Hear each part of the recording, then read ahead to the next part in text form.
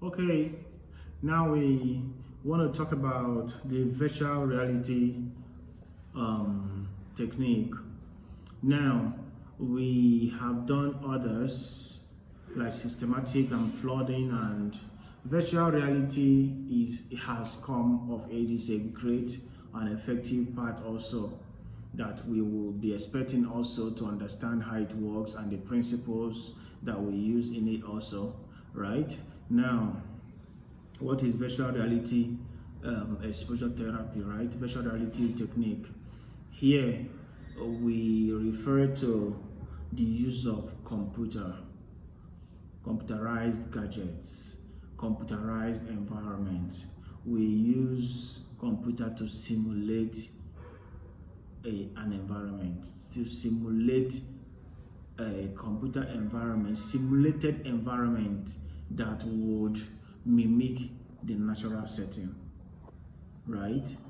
That's why you see some movies. I see somebody on a tree and the person will be flying and coming down and all of those things. You wouldn't know that that tree is just a painted tree or computerized tree. He or she never climbed the tree in the first place, right? Now, that is the kind of thing we try to mimic a natural setting using computer. Now, what is involved here? Now, understand something, right? We use flooding here, we can use systematic desensitization here, but in this situation, you would go with what? Computer to bring forth the stimulus.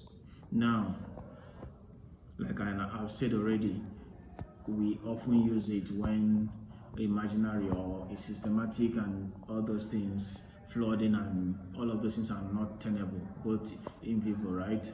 So here there are things involved. There is a scarp, electronic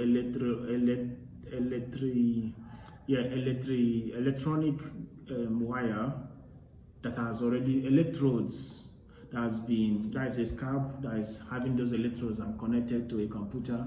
You have a glass, 3D object glass, three-dimension object glass. Yeah, these are the kind of glass that when you use it to watch something like football, you will be like the referee in that match.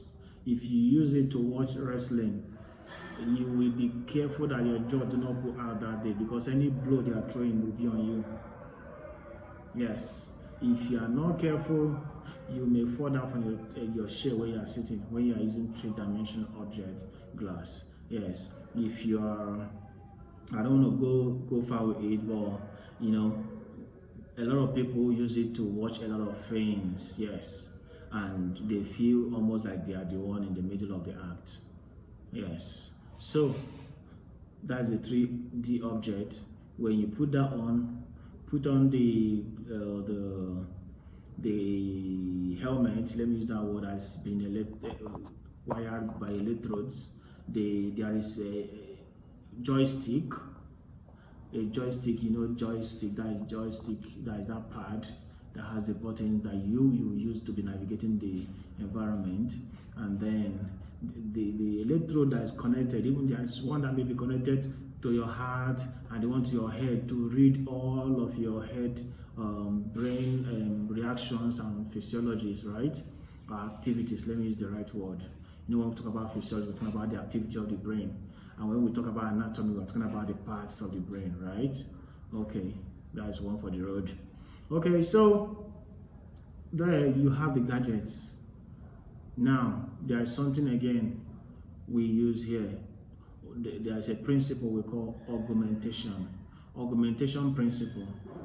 Augmentation principle allows you to bring in some natural elements from the natural environment into the computerized environment that would enhance the naturality of that simulated environment. I hope I'm using the right words.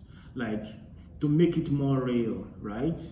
We remember we are using computer to make it very real, And you know when the person is now with the helmet and everything and the joystick and the glass and the person is out of this world, right? What if by the neighborhood somebody is cooking and just the smell of that food will bring the client back to the real place, telling the person, hey, I'm not actually in this war zone, right? What if in this situation there is a sound outside, so we try to lock it up very well? So what are the things, like let me give an example of augmentation in principle in action here. Just like I was talking about aerophobia, fear of flying, right? Flying the planes, you may want to use like sounds and plane sounds, the way the plane sounds, right? And then you may also want to bring in fuels, isonosite. I think that is all these rocket fuels that smell like this oil from plane engines, right?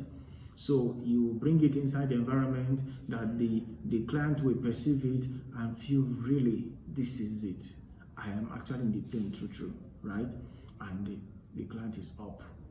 And remember, the client and therapists have understood and have agreed to remember that the client will have to remember the muscle relaxation therapy as practiced in the first stage before this thing starts. So whenever he or she feels, I'm up, what will happen?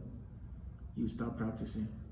This will continue and will stop when the client cannot continue, right?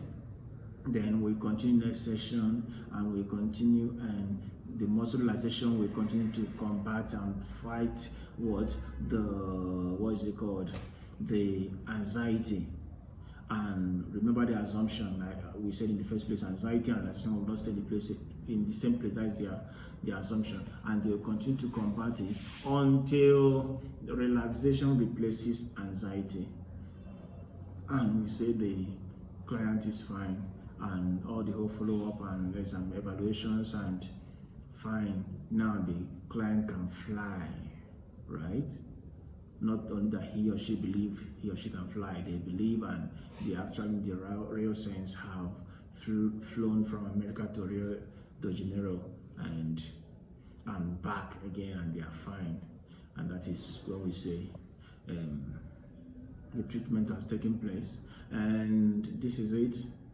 This is psychology in action. This is behavior modification in action. We are going to be continuing others. These ones have touched some principles in classical conditioning. These ones we've discussed have touched a lot of principles using also the social learning principles.